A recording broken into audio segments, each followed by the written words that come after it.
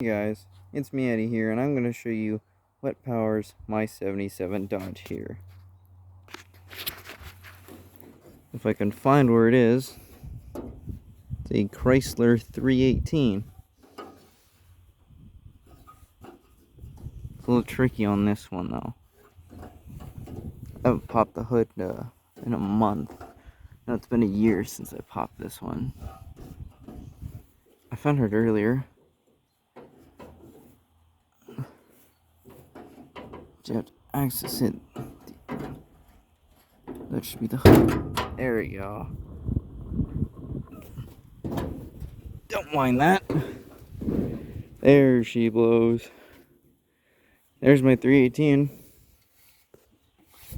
I haven't seen it in a long while, but yeah, still intact. It does run. I don't think it was one of the trucks to have the catalytic converter though. So there you go.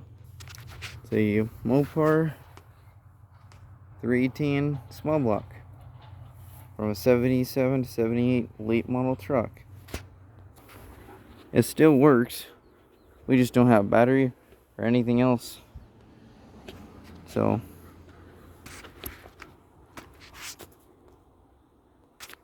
this summer I get to do stuff with it.